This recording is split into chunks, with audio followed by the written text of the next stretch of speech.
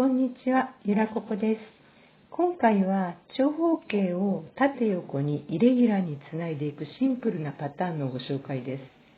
四角つなぎと違って縫い合わせる際に角と角の突き合わせを気にする必要がないため、縫い合わせがとても簡単です。大きさの調整も自由にできて、初心者の方でも作りやすいパターンです。使う布地は今回は茶色がメインでグリーンを少し足してみました。端切れもいろいろと組み合わせています。短冊を切る前にピースを長方形にするためのカットのポイントですが、最初に切る短冊の幅を後から切る短冊セットのカット幅よりも大きくすることです。今回はセットのカット幅を 3.5 センチと 4.5 センチの2種類にしましたので、初めの短冊は基本的にそれより大きくなるように切りました。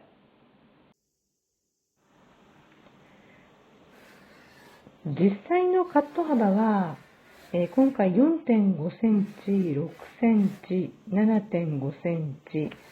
センチ、11センチで切りました。あと、メインにしたい色があれば、その色の短冊が一番多くなるように切るといいと思います。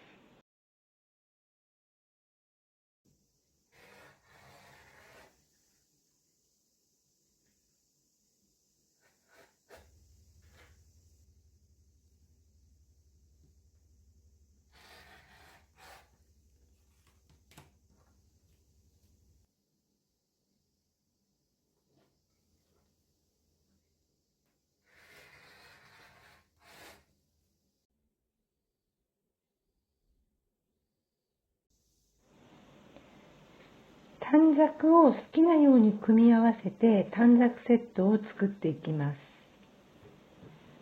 ここでは短冊を縫い合わせた時に20センチの幅ぐらいになるように組み合わせて縫っています。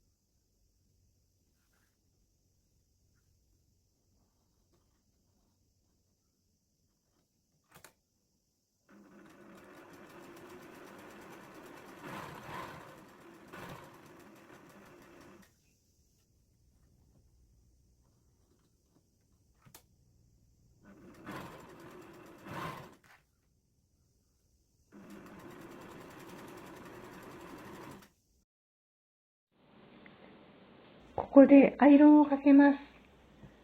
角の付け合わせがないので、縫い代は好きな方向に倒してください。2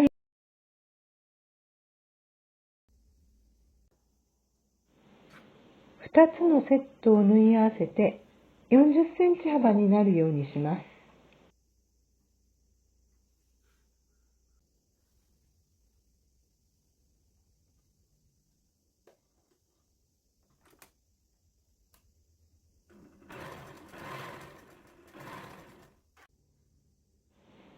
それを端から3.5センチ幅で切っていきます。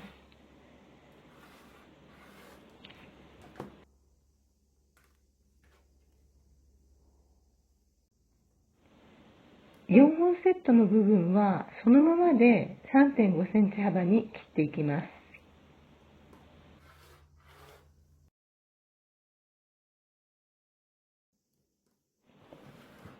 40センチ幅の短冊セットをもう一組作って、こちらは端から 4.5 センチ幅でカットしていきます。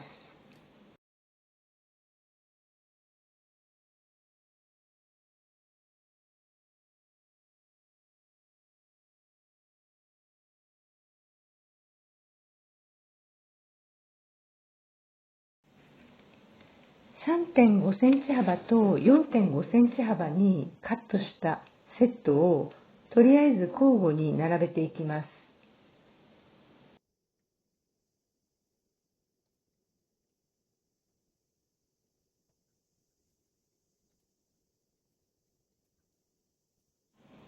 一旦並べたら、あとは好きなようにセット同士を組み替えたり、上下をひっくり返したりして全体のバランスをとっていきます。